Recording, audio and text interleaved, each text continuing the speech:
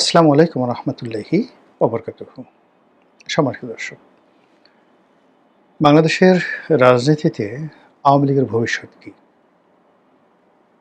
আওয়ামী লীগের যত শীর্ষ নেতৃবৃন্দ রয়েছেন এই মুহূর্তে তাদের প্রায় সবাই দেশের বাইরে রয়েছেন। আর বাংলাদেশে যারা আছেন একটা বিরাট অংশ জেলখানাতে আছেন, অন্য অংশ যারা আছেন তারা পালিয়ে আছেন। মূলধারার নেতৃত্ব দিতে পারেন এরকম কোনো মানুষকে প্রকাশ্যে দেখা যাচ্ছে না। পরিস্থিতি এমন দাঁড়িয়েছে যে মামলা হয়নি, মোকদ্দমা হয়নি, কিন্তু আওয়ামী লীগের ৪ বার ৫ বার সংসদ সদস্য হয়েছেন, মন্ত্রী হয়েছেন। এরকম মানুষও শেখ হাসিনার পতনের পর গত প্রায় ২০ মাসের মধ্যে একটি টু শব্দ উচ্চারণ করেননি। তাদেরকে নিয়ে আলোচনা হচ্ছে। অনেকে বলছেন যে রিফাইন্ড আওয়ামী লীগ হবে, অমুক আসতে পারেন, অমুক ভাই আসতে পারেন, তমুক ভাই আসতে পারেন। কিন্তু দুনিয়ার সব মানুষ কথা বললেও ভাই বা ভাবির পক্ষ থেকে কোনো রকম কথাবার্তা বলা হচ্ছে না। অনেকে বলার চেষ্টা করছেন যে এরকম বিপদ তো ১৭ বছর ধরে জামাতের উপর ছিল। কই, জামাত তো মুখ বন্ধ করেনি। তারা জেলে গেছে, জুলুম অত্যাচার সহ্য করেছে। তারপর জেলখানা থেকে বের হয়েছে। বের হয়ে আবার তারা আন্দোলন করেছে, লড়াই সংগ্রাম করেছে, আবার ফেল করেছে। একইভাবে বিএনপির অবস্থা। বিএনপির অবস্থা ছিল আরও করুণ। তাদের এক একজনের বিরুদ্ধে ৩০০, ৪০০, ৫০০ করে মামলা। তাদের প্রধান নেতা কারাগারে, বেগম খালেদা জিয়া কারাগারে। দ্বিতীয় প্রধান নেতা যিনি আছেন তিনি দেশের বাইরে ছিলেন। আর সরকারের পক্ষ থেকে এই দুজন নেতাকে তুচ্ছ-তাচ্ছিল্য করা, শীর্ষ নেতৃবৃন্দ যারা আছে তাদের একটা বিরাট অংশকে সরকার ভয়-ভীতি দেখিয়ে আন্দোলন এবং লড়াই সংগ্রাম থেকে দূরে রাখার চেষ্টা করা এবং অনেককে মির্জাফর বেঈমানে পরিণত করার যে মাস্টার প্ল্যান আওয়ামী লীগ করেছিল, তার প্রেক্ষিতে প্রায় ১৭ বছর ধরে বিএনপি রাজপথে ঘুরে বেড়িয়েছে বিচ্ছিন্নভাবে, কিন্তু কখনো দেশ ছাড়া হয়নি। ফলে দীর্ঘকাল পরে হলেও বিএনপি আবার ক্ষমতায় এসেছে। আর যে জামাত বাংলাদেশের স্বাধীনতা বিরোধী শক্তিরূপে স্বীকৃত এবং যে জামাতকে একটি রাজনৈতিক শক্তি হিসেবে যারা কেউ স্বীকারই করতে চায়নি, সেই জামাত এখন দেশের প্রধানতম বিরোধী দল। এবং একই সঙ্গে গত ১৭ মাস ধরে তারা এমন একটা ভাইব তৈরি করে রেখেছিল যে পুরো দেশ তারা চালাচ্ছে, ডক্টর মোহাম্মদ ইউনূসকে তারা চালাচ্ছে এবং সামনে যে নির্বাচন হবে সেই নির্বাচন যেভাবে হোক না কেন সেই নির্বাচনে জামাতই ক্ষমতায় আসবে। তো এই যে জামাত এবং বিএনপির যে সারভাইভাল পাওয়ার, সেই সারভাইভাল পাওয়ারের সঙ্গে আওয়ামী লীগের সারভাইভাল পাওয়ারের এরকম দুর্দশা হলো কেন?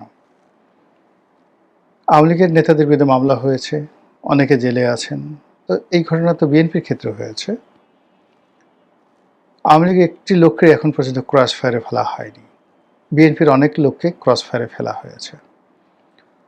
বিএনপির অনেক নেতাকে গুম করা হয়েছে, দেশান্তরী করা হয়েছে, কিন্তু আওয়ামী লীগের কোনো লোককে তো এখনো পর্যন্ত গুম করা হয়নি। কিন্তু আওয়ামী লীগ কেন এত ভয় পাচ্ছে, কেন মাঠে আসছে না? এবং আওয়ামী লীগের সঙ্গে যারা একেবারেই সম্পৃক্ত নয়, ছাত্রলীগ, যুবলীগ, আওয়ামী লীগের কোনো সময় কখনো বেনিফিশিয়ারি ছিলেন না, এরকম কিছু কিছু লোক মাঝে মধ্যে বিচ্ছিন্নভাবে জয় বাংলা বলার চেষ্টা করছেন, ৩২ নম্বরে যাওয়ার চেষ্টা করছেন, অনেকে জেলে গেছেন।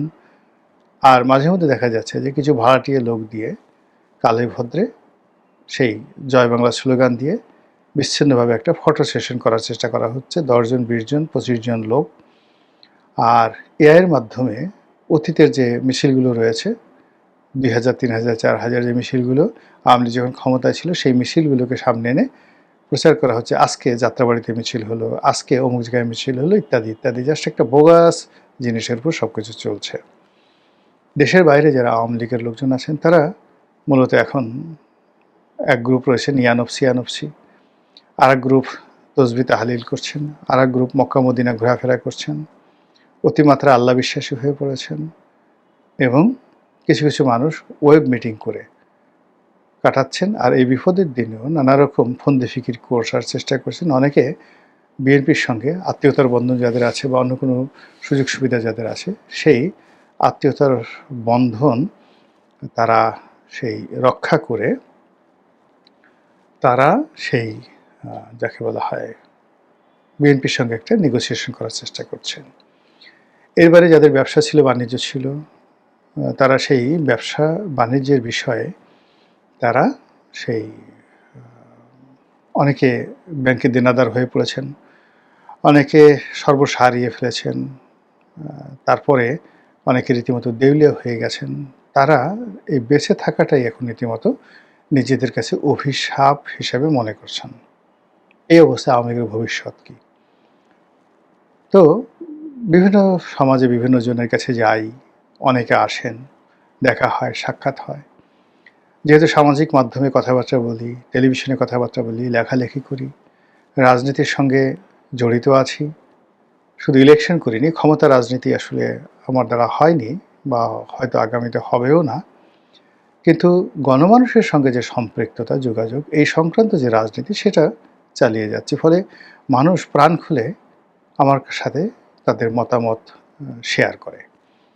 অনেক কথা জিজ্ঞাসা করে, অনেক মতামত আমার কাছে তারা বলে যে, "আপনি যেহেতু একটা প্ল্যাটফর্ম আছে, আপনি এই কথাগুলো বলেন।" তো এরই ধারাবাহিকতায় অতি সম্প্রতি আওয়ামী লীগ মাইন্ডেড একজন বেশ বুদ্ধিজীবী প্রকৃতির মানুষের সঙ্গে কথা হলো। তো তিনি যেটা বললেন সেটা হলো যে, জামাতের বেশ কয়েকজন শীর্ষ নেতার সঙ্গে তার আলাপ আলোচনা হয়েছে এবং সেই শীর্ষ নেতা যারা আছেন তারা সেই ভদ্রলোককে এত সুন্দর যুক্তি দিয়ে, তথ্য দিয়ে, উপাত্ত দিয়ে বুঝিয়েছেন যে আওয়ামী লীগের রাজনীতি কেল্লাফতে। আওয়ামী লীগ আর রাজনীতিতে ফিরে আসতে পারবে না। তারপর আওয়ামী লীগের অবস্থা মুসলিম লীগের দশা হবে, ইত্যাদি, ইত্যাদি নানা রকম কথা। এবং আমি ওনার কাছে ডিটেলসে জিজ্ঞাসা করিনি।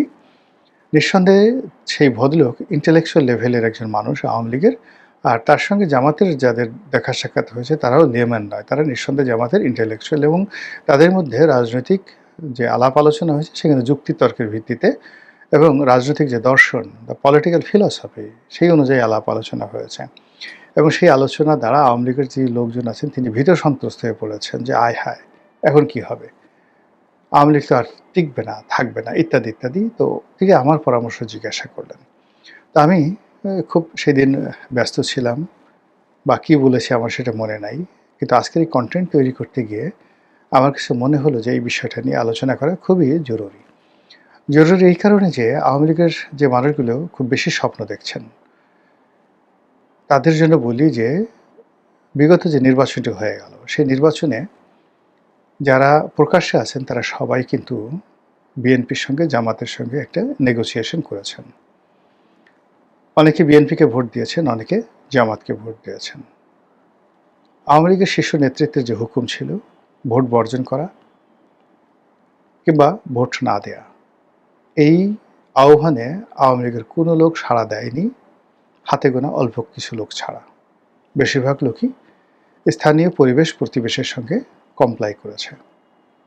কমপ্লাই করেছে এই কারণে যে সমাজে তাদের বাস করতে হবে। তারা যদি সেই যারা বিদেশে পালিয়ে আছেন তাদের কথা মতো ভোট না দেন এবং ভোটের পরে বিএনপির লোক কিংবা জামাতের লোক যারা বিজয়ী হবে তারা যদি এসে আওয়ামী লীগের বাড়িতে হামলা করে মামলা দেয় তাহলে তারা কোথায় যাবে? কাজেই তারা কমপ্লাই করেছে। ইট মিনস আওয়ামী লীগ সম্পর্কে তাদের যে ধরনের একটা দুর্বলতা ছিল, সমর্থন ছিল সেটা অনেকটা অর্ধেক অংশে কমে গেছে এই ভোটের মাধ্যমে। ২ নম্বর হলো যে অনাভ্যাসে বিদ্যার হ্রাস।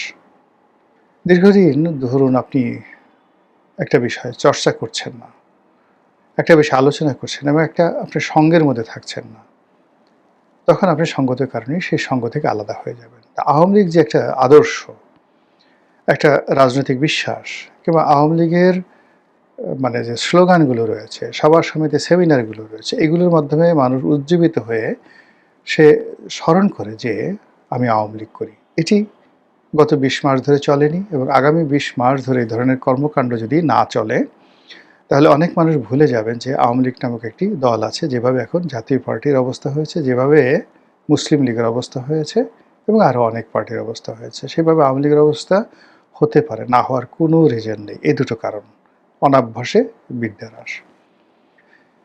৩ নম্বর হলো যে অভিমান। আওয়ামী লীগের নেতাকর্মীদের একটা অভিমান। এখন বাংলাদেশে যারা টিকে আছে তাদের প্রায় সবাই নিরীহ আওয়ামী লীগ। তারা কেবলমাত্র আওয়ামী লীগ করতেন, জয় বাংলা মানে স্লোগান দিতেন, বঙ্গবন্ধুকে ভালোবাসতেন, আর শেখ হাসিনাকেও ভালোবাসতেন। তো সেই অর্থে যেটি হলো যে ১৭টি বছর ধরে যারা সারা দেশ লুটপাট করল, যাদের কারণে আওয়ামী লীগের নেতাকর্মীদের উপর রীতিমতো গজব নাজিল হয়ে গেছে, সেই মানুষগুলো প্রায় সবাই তারা দেশের বাইরে নিরাপদে পালিয়ে গেছে। লন্ডন, আমেরিকা, কানাডাতে যার যার অবস্থার মধ্যে অবস্থান থেকে তারা ভালো আছেন, খেয়ে পরে আছেন, বউ বাচ্চা নিয়ে আছেন। যাদের ছেলে মেয়ে গুলশান বনানীতে আছে, বিদেশি স্কুল কলেজ বিশ্ববিদ্যালয়ে পড়াশোনা করে, তারা কেউ খারাপ নেই। কিন্তু যারা বাংলাদেশে আওয়ামী লীগের কোনো সুযোগ নেয়নি গত ১৭ বছরে, তারা কেউ ভালো নেই। ফলে যখন বিদেশে পলাতক অবস্থায় কেউ বড় বড় কথা বলে, হুকুম দেয়, আহ্বান জানায়, এটা করো ওটা করো, তখন তাদের আসলে মেজাজ গরম হয়, অভিমান হয়, কষ্ট হয়, এবং কোনো অবস্থাতেই তারা মানে তাদের এই যে পালিয়ে যাওয়া, বিদেশে চলে যাওয়া বা বাংলাদেশে ফেরত আসার যে সাহস না থাকা, এটাকে আওয়ামী লীগের নেতাকর্মীরা সহজভাবে নিচ্ছেন না। এবং এর ফলে যে অভিমান তৈরি হচ্ছে, সেই অভিমানের ফলে আওয়ামী লীগ আগামীতে সারভাইভ করবে, রিভাইভ করবে, বড় কিছু করবে, এটা ক্রমশ ক্ষীণ থেকে ক্ষীণতর হয়ে যাবে। জামাতের কথা মতো এই যে নেতিবাচক বিষয়গুলো, এগুলোই হবে। ইতিবাচক বিষয়গুলো কি? ইতিবাচক বিষয় হলো কোনো অপশন না থাকা, যেভাবে বিএনপির ক্ষেত্রে এইভাবে হয়েছে। এবছর মানুষ বিএনপিকে ভোট দিয়েছে, এর কারণ হলো তাদের কোনো অপশন ছিল না। অপশন ছিল জামাতের লোকজন ভোট দিয়েছে, এবং সাধারণ মানুষ চিন্তা করলো যে যদি বিএনপিকে ভোট দেওয়া না হয়, আওয়ামী লীগ মাঠে নেই, জাতীয় পার্টি নেই, তাহলে জামাতের মতো একটি দক্ষিণপন্থী রাজনৈতিক দল যদি চলে আসে, আমাদের দেশও আফগানিস্তান হয়ে যাবে। ফলে যে যার অবস্থানে থেকে তারা কিন্তু অনেকটা বাধ্য হয়ে বিএনপিকে ভোট দিয়েছে। চলমান অবস্থায় বিএনপি যদি ফেল করে, এবং এখন যে অবস্থা তৈরি হয়েছে, এই অবস্থা যদি আরও অবনতি হয়, মানুষজন বারবার শুধু আওয়ামী লীগকে স্মরণ করবে, আর আওয়ামী লীগের সেই পলাতক নেতা যারা আছেন, তাদের মধ্যে এক ধরনের সাহস শক্তি হবে, শাখসিয়াত তৈরি হবে।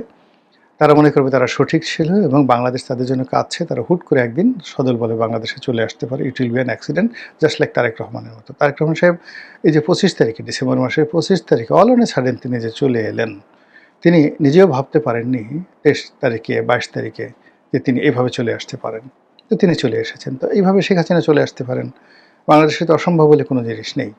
এই কদিন আগে আইসিটি কোর্ট, সে কী দাপট! এখন আবার দেখা গেল কোর্টের যারা প্রসিকিউটর, তারা তাদের অনেককে খুঁজে পাওয়া যাচ্ছে না। আমাদের এই দেশে আসলে ক্ষমতায় যেতেও দেরি লাগে না, ক্ষমতা হারাতেও দেরি লাগে না, জেলখানায় যেতেও দেরি লাগে না, আবার সিংহাসনে বসতেও দেরি লাগে না। ডিজিএফআইয়ের সেই ডিজি মামুন খালেদ, তিনি গ্রেপ্তার হয়েছেন। কল্পনা করা যায় এর আগে আরও অনেকে ডিজিএফআইয়ের কর্মকর্তা, তারা এই মামলায় পড়েছেন, জেলে গেছেন, চাকরিচ্যুত হয়েছেন, কিন্তু তারপর ওই চেয়ারটায় বসার পরে তাদের মধ্যে এক ধরনের উন্মাদনা তৈরি হয়ে যায়। এবং সেটা শুধু ডিজি নয়, যে কোনো, ওখানে একজন ক্যাপ্টেনের পদে কর্মকর্তা গেলেও সে নিজেকে দেশের রাষ্ট্রপতি মনে করে। তো আবার যখন চাকরি চলে যায় বা ওখান থেকে ট্রান্সফার হয়ে যায়, তখন আর তাদের সেই ভাবসাব থাকে না। আমাদের রাজনীতির ক্ষেত্রেও তদ্রূপ। এখন এই রাজনীতিতে যারা মন্ত্রী হয়েছেন, এমপি হয়েছেন, তারা যে মাস তিনেক আগেও দুর্দশার চরম মানে যাকে বলা হয় অতলান্তে ছিল, এটা তাদেরকে দেখে বুঝতে পারবেন না। তো কাজেই আওয়ামী লীগ এখন যত দুর্দশাগ্রস্তই থাকুক না কেন, পরিস্থিতি যদি তাদের অনুকূলে চলে আসে, অল অন এ সাডেন দেখবেন তারা হালুম করে রয়্যাল বেঙ্গল টাইগারের মতো ফেরত আসতে পারে। তো সেই ক্ষেত্রে যেটা আছে যে অপরচুনিটি, একটা সুযোগ তাদেরকে আবার ফিরিয়ে আনতে পারে।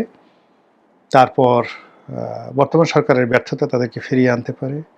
আর এর বাইরে এনি অ্যাক্সিডেন্ট, যে কোনো রাজনৈতিক দুর্ঘটনা, সেটা কিভাবে কোন ফর্মে হবে জানি না, এটা হওয়া খুব স্বাভাবিক এবং এটা হওয়ার সম্ভাবনাও প্রচুর রয়েছে। তো যে কোনো দুর্ঘটনায় যে রাজনৈতিক শূন্যতা যদি তৈরি হয়, সেই শূন্যতা পূর্ণ করার ক্ষমতা এখনও পর্যন্ত একমাত্র আওয়ামী লীগের আছে, এর বাইরে অন্য কোনো দলের নেই। সেক্ষেত্রে আওয়ামী লীগের ফিরে আসার সম্ভাবনা আমি এইভাবেই দেখছি। মহান আল্লাহ আমাদের সবাইকে হেদায়েত দান করুন এবং হেফাজত করুন। আসসালামু আলাইকুম রহমতুল্লাহি ওয়া বারাকাতুহু।